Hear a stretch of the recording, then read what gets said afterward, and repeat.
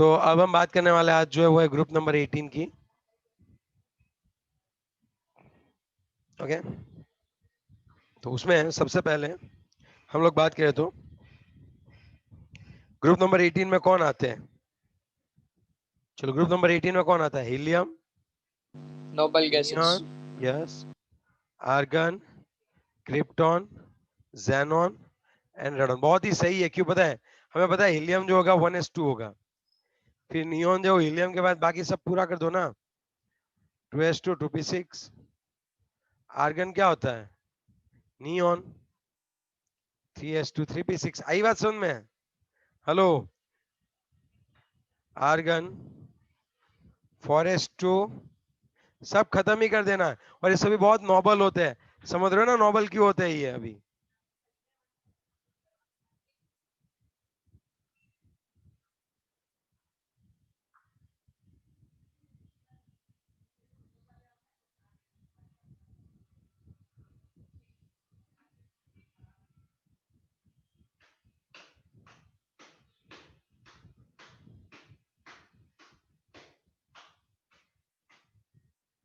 लो, ये हो गया आपकी पूरी इलेक्ट्रॉनिक कॉन्फ़िगरेशन। हीलियम का एटॉमिक नंबर होता है 2 2 10 18, फिर कौन सा था? 36 54 and 86, I think so, I don't know exactly. फिर आएगा 118, तो उसमें आएगा रेडॉन, जो भी है 118 अन अन ऑक्टियम। ठीक है, अगर हम बात करें अन अन ऑक्टियम की, तो यहाँ पे कौन आएगा बताओ? 7s2 5f14 6d10 and 7p6। आई बात समझ में आपको पूरी? यस और नो बच्चों? हाँ या ना बोलो। Yes sir. अब आप थोड़ा सा समझो तो,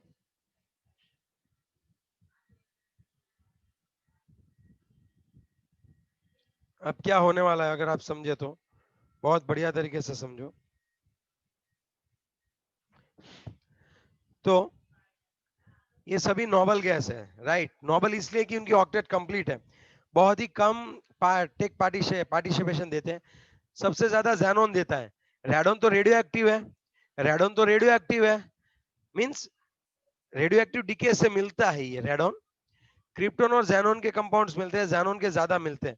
बात ये होती है ऊपर से नीचे जाते हैं तो आउटर मोस्ट शेल बड़ी हो जाती है, तो ज़ेनॉन जो होता है उसकी रिएक्टिविटी ऑक्सीजन और फ्लोरीन के साथ ही होती है और किसी के साथ नहीं होती है, क्योंकि ऑक्सीजन और फ्लोरीन सामने कैसे है? बहुत ही बड़े इलेक्ट्रॉन एक्सेप्ट करने वाले हैं। यस और नो? हाँ या ना? Yes sir. ओके, चलो अब हम बात करते हैं अकरन से, हीलियम की बात करते हैं। पता है आपको सन के ऊपर हीलियम सबसे ज्यादा पाया जाता है। अगर यूनिवर्स की बात करो, अर्थ की नहीं बात कर रहा हूं, अगर यूनिवर्स की बात करो तो हीलियम बहुत ही ज्यादा तौर पे पाया जाता है। All the noble gases except radon occur in the atmosphere. The atmospheric abundance in dry air is a 1% by volume, of which argon is the major constituent. सभी कितने परसेंट के? तो कितना परसेंट होते हैं सभी मिला के एक्सेप्ट रेडॉन? एयर में 1%। 1%। और उसमें सबसे ज्यादा कौन होता है? सबसे मेजर कंस्टिट्यूएंट ड्राई एयर में आर्गन। फिर हीलियम और नियॉन कहाँ पे पाए जाते हैं? हीलियम और नियॉन पाए जाते हैं कई बार रेडियो एक्टिव ओरिजिन में पाए जाते हैं। एग्जांपल देते हैं पिच ब्लेंड, रेडियम जहां से मिलता है, पिच ब्लेंड, समझे बात? मोनाजाइट,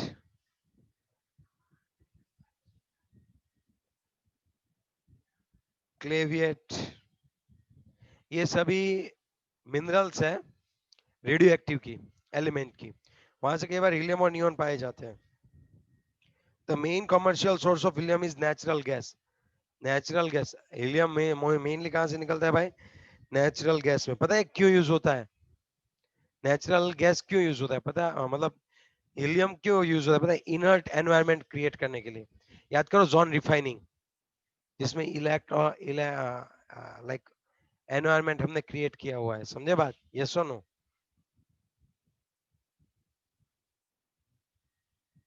चलो, हो गया इतना? Okay yes sir. Okay.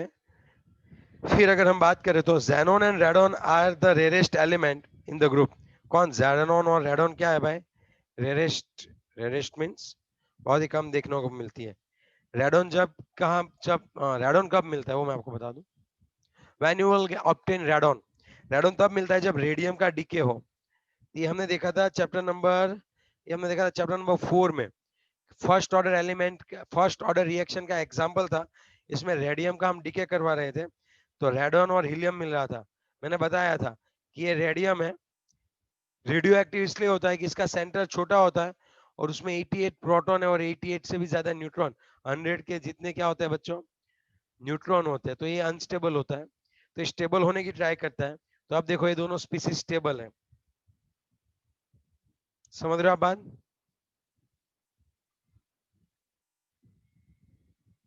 Hello? Yes, sir. तो आप Yes, समझ सक sir. तो आप समझ सकते हो बच्चों मैं क्या बोलना चाह रहा हूँ आपको? ओके, यस और नो? है ना? Yes, sir. Okay, next one. Why are the element of group 18 known as the noble gases? आपको पता ही हो कि हम ग्रुप 18 को नोबल गैस क्यों बोलते हैं बच्चों? तो उनकी ऑक्टेट कंप्लीट होती है, वो ना तो इलेक्ट्रॉन एक्सेप्ट करते हैं ना तो डोनेट करते हैं। उनकी इलेक्ट्रॉनिक कॉन्फ़िगरेशन हमने देख ली, लेकिन अगर हम लोग बात करें उसके आयोनाइजेशन एंथैल्पी की, देखो इलेक्ट्रॉनिक कॉन्फ़िगरेशन सिलेबस में है, पूछ सकते हैं, ठीक है? आयोनाइजेशन एंथैल्पी भी है। एक बात बताओ, बाकी किसी भी ग्रुप से, सपोज ये है lithium, beryllium, boron, carbon, nitrogen, oxygen, fluorine, neon, तो जैसे जैसे जाते हैं बढ़ती जाती है और यहाँ तो हाईली बढ़ेगी। इस तरह से तो आपको याद हो तो लिथियम से beryllium, boron, carbon, nitrogen, oxygen, fluorine, फिर नियॉन आता था, फिर सोडियम की इससे भी कम, यहाँ पे sodium, magnesium, aluminium, silicon, phosphorus, sulphur, और नियॉन के बाद ये नियॉन है तो ये आर्गन। याद आ रहा है कुछ आपको? 11th में पढ़ा था Yes. ऐसा कि भाई नियॉन जो Yes. होता है इन सभी की ऑक्टेट बहुत कंप्लीट होती है, तो बाकी किसी भी पीरियड के बाकी किसी भी एलिमेंट से सबसे ज्यादा आयोनेशन एंथैल्पी इसकी होती है। और इसकी बात करें अगर ग्रुप से नीचे जाए, helium, neon, argon, krypton, xenon, तो ग्रुप में ऊपर से नीचे जाएंगे तो आयोनाइजेशन एंथैल्पी जो होती है वो डिक्रीज होती है। Ionisation enthalpy will decrease. आई बात समझ में? क्या डिक्रीज होगा बताओ? आयोनाइजेशन एंथैल्पी विल डिक्रीज, ये बात है।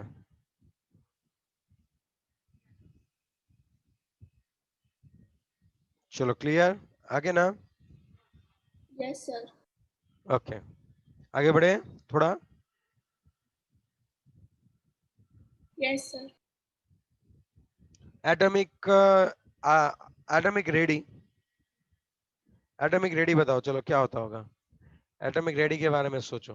अरे सर ऊपर से नीचे जाएंगे, एटॉमिक रेडियस बढ़ेगी, क्या टेंशन ले रहे हो आप? और ग्रुप के बाकी सभी से इसकी एटॉमिक रेडियस बड़ी होती है। Lithium, beryllium, boron, carbon, nitrogen, oxygen, fluorine, तो नियॉन इन सबसे बड़ा होता है, याद रखना। ओके, इनकी साइज जो होती है वो बाकी सबसे कैसी होती है? बड़ी होती है। और ऊपर से नीचे जाए, helium, neon, argon, krypton, xenon, radon, तो ऊपर से नीचे जाए ऐसे एटॉमिक रेडियस क्या होता है बताओ? एटॉमिक रेडियस क्या होता है बच्चों? Increase. इंक्रीज होता है, दैट्स व्हाट। ओके, चलो अब बात आती है इलेक्ट्रॉन गेन एंथैल्पी की। चलो अब किसकी बात करते हैं हम लोग? आपको पता है इलेक्ट्रॉन गेन एंथैल्पी का मतलब क्या होता है? कितने को पता है इलेक्ट्रॉन गेन इलेक्ट्रॉन एंथैल्पी? लेने की कंडेंस. हाँ, ये भी बोल सकते हैं और ये बोल सकते हैं। जब इलेक्ट्रॉन इंसर्ट करते हैं, सपोज ये नियॉन है 2 और 8, तो आउटर मोस्ट ऑर्बिट में जब इलेक्ट्रॉन इंसर्ट करते हैं तब जो एनर्जी के चेंज होते हैं उसकी बात है। हर कोई एलिमेंट हो, ग्रुप 1 से लेके 70, मैं आपको बताना चाहूंगा बच्चों, ग्रुप 1 से लेके 70 तक जो डेल्टा EGH होता है वो नेगेटिव होता है। जब भी इलेक्ट्रॉन डालते हैं ना तो कोई ना कोई एनर्जी रिलीज होती है। लेकिन जब ग्रुप 18 की बात आए तो याद रखना कि इनको इलेक्ट्रॉन चाहिए ही नहीं, और अगर आपको इलेक्ट्रॉन यहाँ पे रखना है तो खुद से एनर्जी दे के रखना पड़ेगा। तो यहाँ पे डेल्टा EGH कैसा आएगा बताओ? अब डेल्टा EgH कैसा आएगा बच्चों? प्लस आएगा। यहाँ पे डेल्टा EgH कैसा आएगा बताओ? Positive. यस। आ रही है बात समझ में अभी? Yes, sir. चलो नेक्स्ट पॉइंट की बात करें तो ये तो कॉमन पॉइंट जो हम जानते थे वो कि इलेक्ट्रॉन गेन एंथैल्पी की वैल्यू यहाँ पे पॉजिटिव होती है और ऊपर से नीचे जाते हैं तो पॉजिटिव वैल्यू जो होती है वो धीरे धीरे कैसी हो जाती है बच्चों? कम होती जाती है शायद। नहीं, हीलियम में 48 है, फिर नियोन से कम होती जा रही है, नियोन से आगे बढ़ते हैं तो उसमें से कम होती जा रही है इलेक्ट्रॉन को इंसर्ट करने के लिए energy. Helium actually S block है, यहाँ तो सिर्फ 2 ही इलेक्ट्रॉन होते हैं तो एक डालना होता है, नजदीक है सेंटर से तो कम एनर्जी चाहिए। नियोन में ज्यादा होनी है, देनी चाहिए एनर्जी, फिर धीरे धीरे धीरे कम होती है। इट्स ओके ना, याद रहता, इसकी जरूरत नहीं है। चलो next, physical properties.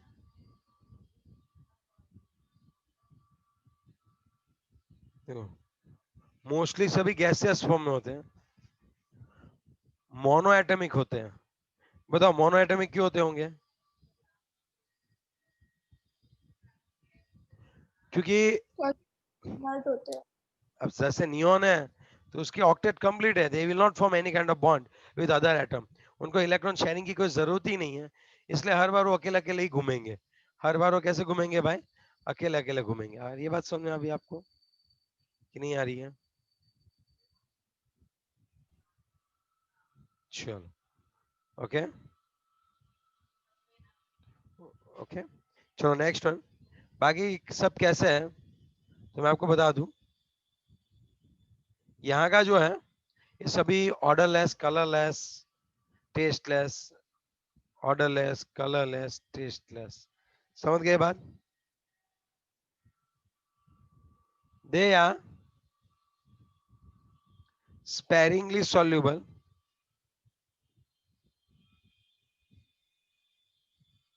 in water. They are sparingly soluble in water. दूसरी बात, low melting point and boiling point. अभी उनके बीच में अट्रैक्शन ही इतना ज्यादा नहीं है तो बॉइलिंग पॉइंट और मेल्टिंग पॉइंट भी कैसा होगा? लो होता होगा, है या ना? Yes, sir. ओके, इन दोनों के बीच में कौन कौन से फोर्स लगते होंगे बताओ?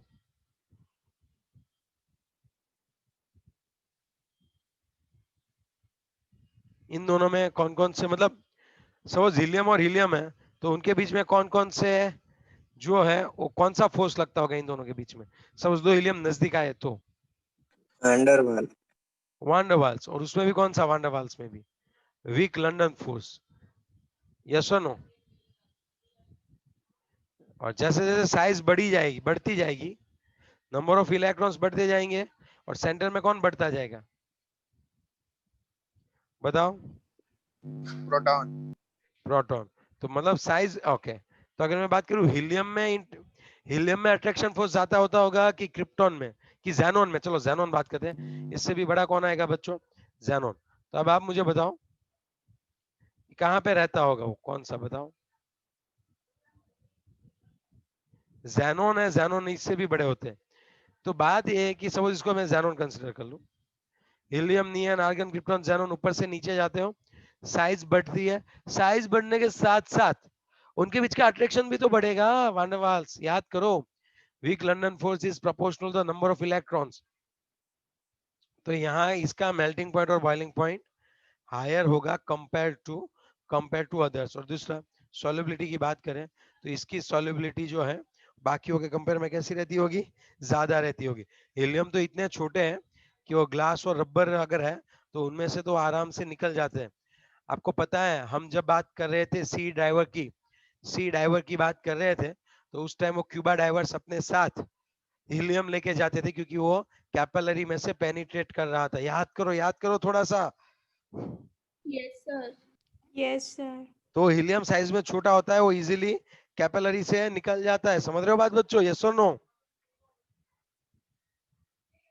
यही तो Yes, होता है। sir. चलो नेक्स्ट कौन है बताओ? नोबल गैस, हाँ याद रखना, हीलियम जो है it has an usual, helium has a lowest boiling point of non substance. जितने भी जाने जाते हैं उसमें से सबसे लो बॉइलिंग पॉइंट किसका है भाई? हीलियम का है। और दूसरी बात, it has an unusual properties of diffusing through most commonly used laboratory materials such as rubber, glass and plastic. आगे बात समझ में? चलो अब next one, noble gas has a वेरिंग लो बॉइलिंग पॉइंट। हमने बताया कि यहाँ पे जो होते हैं उनके इनके बीच में सिर्फ और सिर्फ कौन से फोर्स लगते हैं बच्चों? उनके बीच में सिर्फ और सिर्फ कौन से फोर्स लगते हैं? Van der Waals force. Yes, अगर उनके बीच में वैन डर वाल्स फोर्स लगते हैं तो उनको लिक्विफाई करना बहुत ही मुश्किल है, वो इजीली लिक्विफाई नहीं होंगे, और थोड़ा सा टेम्परेचर दोगे तो वापस गैस में कन्वर्ट हो जाएंगे। चलो अब बात करते हैं केमिकल प्रॉपर्टीज की। अब हम किसकी बात करने वाले हैं बताओ? केमिकल प्रॉपर्टीज की। तो सबसे पहले तो यही माना जाता है कि भाई they are inert in nature. अब चलो हम ग्रुप 18 की क्या बात करने वाले हैं बच्चों? अब हम ग्रुप 18 की जब बात करें तब हम बात करने वाले हैं कि यहाँ पे जो है ग्रुप 18, वो अगर आप लोग देखो तो ग्रुप 18 के बारे में, तो हम ये बोल सकते हैं कि यहाँ पे उसके जो सभी एलिमेंट्स है, बाकी सभी जो है, जैसे कि helium, neon, argon, krypton, xenon, radon, radon को तो खैर छोड़ ही दो, हीलियम होता है 1s2, बाकी सब जो है Na2 Np6 है, सभी की आयोनाइजेशन एंथैल्पी भी बहुत ज्यादा है, सभी की इलेक्ट्रॉन गेन एंथैल्पी जो है वो पॉजिटिव है, यस और नो, और इसीलिए हम लोग इसको क्या बोलते हैं? Noble gas. इनिशियली तो इसके कोई भी कंपाउंड्स पाए ही नहीं जाते थे भाई, बात समझ में आया ना? यस और नो? यस फिर सर। हाँ, एक बार एक साइंटिस्ट ने एक कंपाउंड ढूंढ निकाला, एक साइंटिस्ट ने एक कंपाउंड ढूंढ निकाला और उसका नाम था नील नील बार्टलेट करके था कोई, नील बार्टलेट, हाँ यही था। उसने क्या किया पता है? एक कंपाउंड को सिंथेसाइज किया, O2 plus, Pt and F6 minus.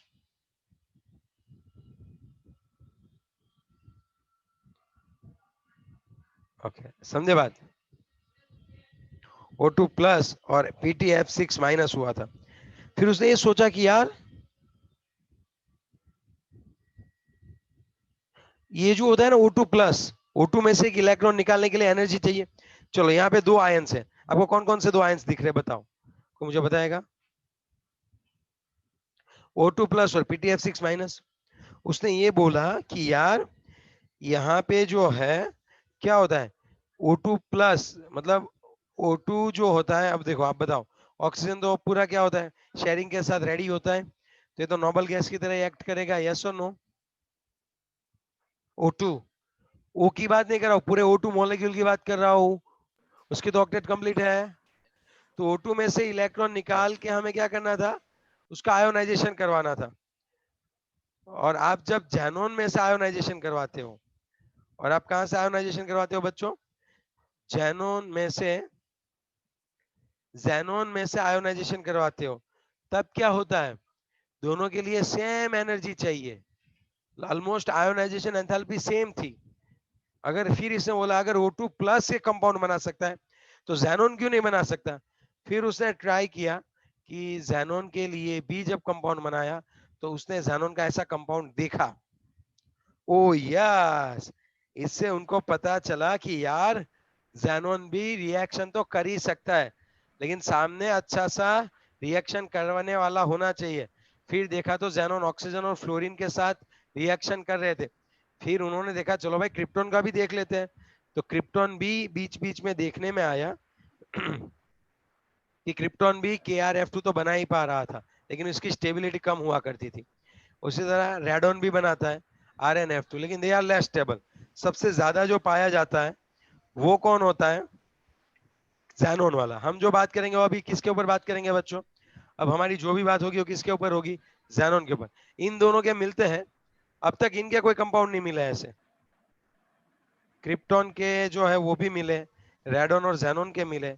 ज़ैनोन के almost oxo acids, I can say xenon के जो है, ज़ैनोन के जो है वो क्या आता होगा, कंपाउंड स्टेबल होते हैं। ज़ैनोन के कंपाउंड कैसे होते हैं, स्टेबल।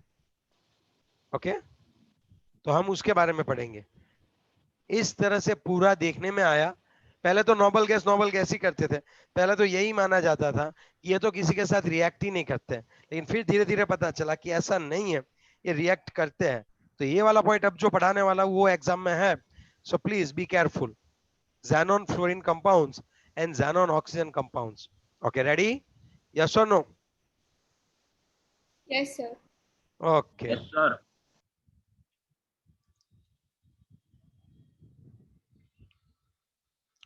यहाँ पे xenon बहुत बड़ा होता है, उसके पास इलेक्ट्रॉन भी बहुत ज्यादा होते हैं। फ्लोरीन आके बोलेगा, फ्लोरीन आके बोलेगा अरे भाई इलेक्ट्रॉन दे दे यार। xenon बोलेगा मैं नहीं देता इलेक्ट्रॉन। फ्लोरीन बोला टेंशन मत ले, अगर कोई मिलेगा इलेक्ट्रॉन देने वाला तो मैं चला जाऊंगा, तो टेंशन मत ले। फिर xenon बोलता है शेयरिंग में इलेक्ट्रॉन दूंगा, और याद रखना कोई आए तो चले जाना है। बोला फ्लोरीन बोला पक्का चला जाऊंगा, और कुछ। तो जब इनके साथ प्रेशर आप 1 बार ले लो और टेम्परेचर आप कितना ले लो भाई, 673 केल्विन ले लो, तब यहाँ पे आएगा XeF2 सॉलिड, है ना। यहाँ पे हम किसको ज्यादा ले रहे हैं, xenon को ज्यादा लेना है, xenon। और यहाँ पे F2 आ गया 673 केल्विन, और ये 1 बार आ गया। समझे बात आप, यस और नो? Yes, sir. चलो, अगर आप थोड़ा सा फ्लोरीन बढ़ाते हो, फ्लोरीन का रेशियो बढ़ा दो, ये 1/5 कर दो, तब क्या होता होगा 2F2, 873 केल्विन और 7 बार। अगर ज्यादा फ्लोरीन चाहिए तो कंडीशन भी थोड़ी ज्यादा रखनी पड़ेगी। सभी सॉलिड फॉर्म में है। चलो Xe, फिर कौन है, F6, है ना।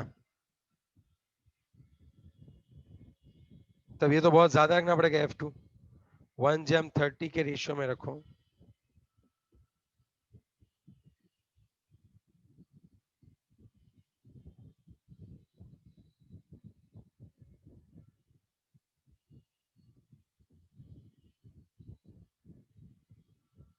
यहाँ बता XeF6 सॉलिड, यहाँ पे क्या आता है बच्चों, XeF6 सॉलिड आ जाएंगे। Now is it clear, yes और नो, हाँ या ना बताओ। 1/20 है sir. ओके 1/20 रखो। तो यहाँ पे XeF6, अब इन सब के शेप आपको याद है, XeF2 लिनियर होता है,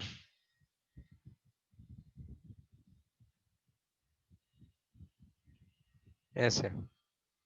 XeF4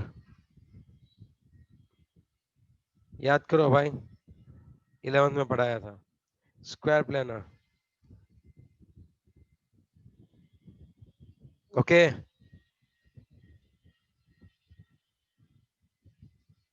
XeF6 कैसा होता होगा, आप सोच के बताना, XeF6 कैसा होता होगा। चलो XeF4 में क्या करते हैं, xenon के आसपास कितने इलेक्ट्रॉन थे बताओ। 8. उसमें से कितने फ्लोरीन के साथ इकट्ठा कर दो। 4. ओके, अब थोड़ा सा बोलो, अब कितना बचेगा। 2 lone pairs. तो AB4 E2 कितनी ऑर्बिटल्स चाहिए, 6. कौन सा हाइब्रिडाइजेशन होगा,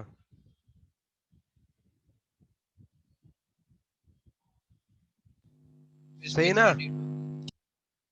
फिर अगर Yes, सोचना है, xenon आप बीच में रख दो, और फिर फ्लोरीन रखना है 1 2 3 4 5 6, आमने सामने कहीं पे भी लॉन पे रख दो, बाकी 4 ऐसे रख दो। कौन सा आंसर आया, ये कौन सा हो गया, स्क्वायर पिरामिडल सब भी, sorry sorry sorry sorry, square planar, Square planar. हाँ, और यहाँ पे सब जगह पे क्या आएगा, 90 उसका एंगल।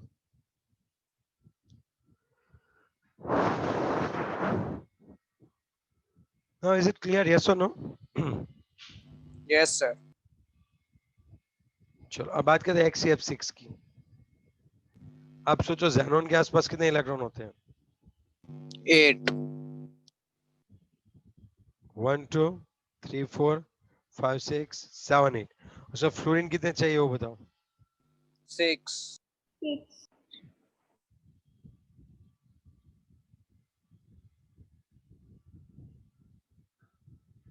कितनी ऑर्बिटल चाहिए? 7. अगर 7 ऑर्बिटल चाहिए, ये है sp3d3. sp3d3। मोस्टली ये ट्राई तो ऐसा करते हैं कि जिससे आपको क्या मिले, पेंटागोनल बाइपिरामिड में अरेंज हो। लेकिन बात ये बनती है कि इनके पास एक लॉन पेयर ऑफ है इलेक्ट्रॉन्स, आप समझ सकते हो। तो एक लॉन पेयर ऑफ इलेक्ट्रॉन की वजह से क्या करना पड़ता है, अकॉर्डिंग टू VSEPR यहाँ पे जो है वो रिपल्शन कैसा रहता होगा, ज्यादा। समझे बात, समझ रहे हो मेरी बात? अगर ये होना चाहिए पेंटागोनल बाइपिरामिड IF7 की तरह, लेकिन यहाँ पे क्या होता है, एक लॉन पेयर ऑफ इलेक्ट्रॉन है और उसकी वजह से अकॉर्डिंग टू VSEPR ये ज्यादा क्या लगाते हैं, रिपल्शन लगाते हैं। तो उसकी वजह से, इसकी वजह से क्या होता होगा, इनका कौन सा आता होगा, डिस्टॉर्टेड। इसको क्या बोलते हैं? Distorted Distorted octahedral. ऑक्टाहेड्रल। इसका नाम है डिस्टॉर्टेड ऑक्टाहेड्रल। याद रखना, पेंटागोनल बाइपिरामिड में अगर एक भी लॉन पेयर आ गई तो डिस्टॉर्ट कर देगा। और डिस्टॉर्टेड उसको क्या बोलते हैं बच्चों हम लोग? डिस्टॉर्टेड। Octahedral. हम्म।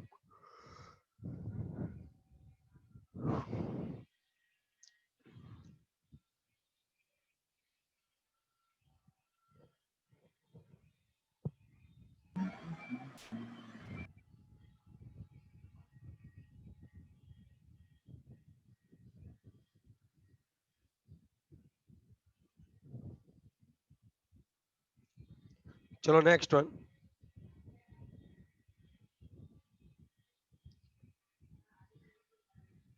और कौन आएगा बताओ? अब हम बात करते हैं इसकी केमिकल रिएक्शंस की। और भी एक तरीका है जिससे हमें XCF4 XCF6 मिल सकता है। अगर आपको XCF4 है आपके पास, तब आप उसकी रिएक्शन O2F2 के पास याद करो, ये फ्लोरिनेटिंग एजेंट है। ये इसको फ्लोरीन यहाँ पे दे देंगे XCF6 और प्लस क्या हो जाएगा, O2। तो इस तरह से क्या करते हैं, XCF2 XCF4 और XCF6 बनाया जाता है। ये तीनों तीन हम लोग अच्छे से यहाँ पे बनाते हैं। अब अच्छे से देखो, they all are colorless, they all are crystalline, soluble at room temperature।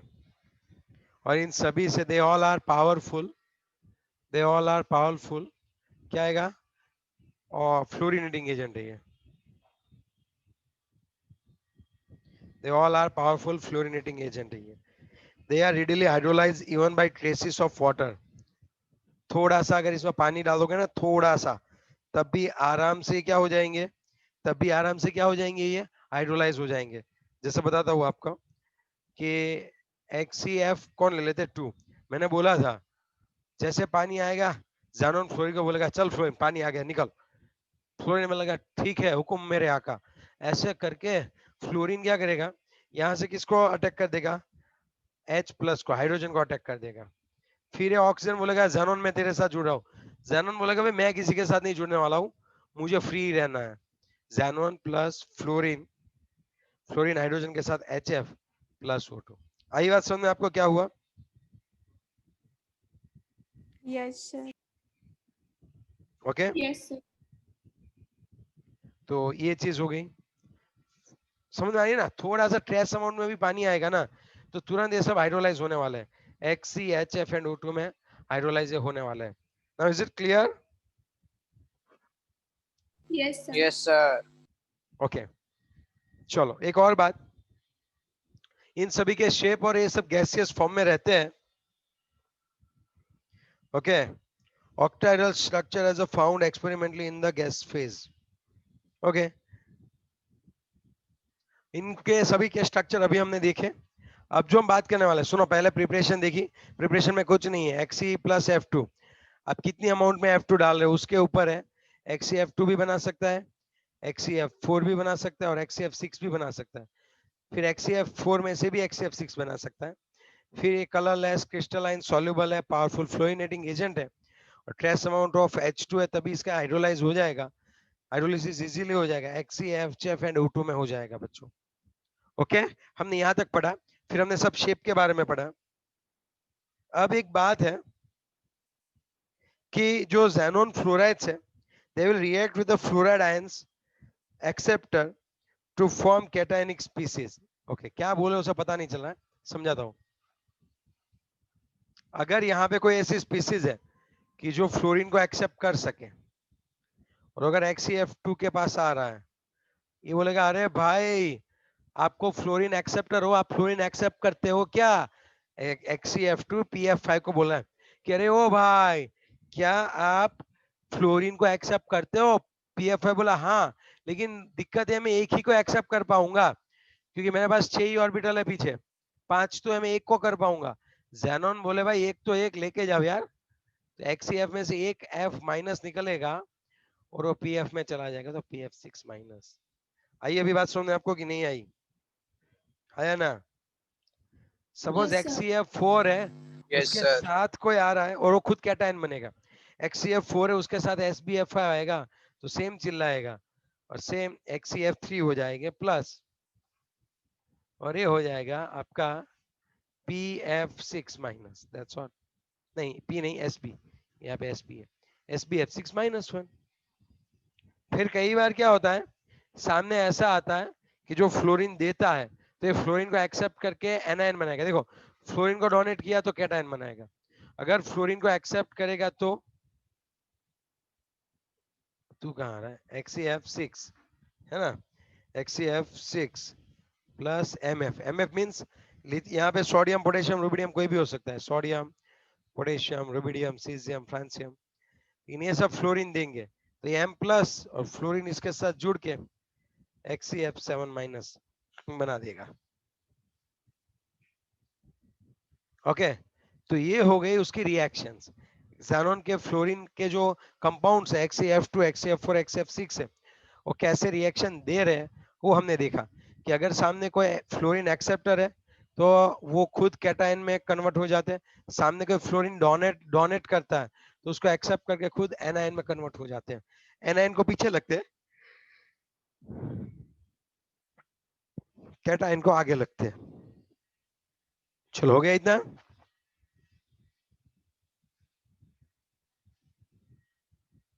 चलो हो गई। अब बात करते हैं ज़ैनॉन ऑक्सीजन कंपाउंड्स। अब किसकी बात करते हैं? ज़ैनॉन ऑक्सीजन कंपाउंड्स। रिजॉइन कर लेते हैं उससे पहले एक बार, चलो रिजॉइन कर लो।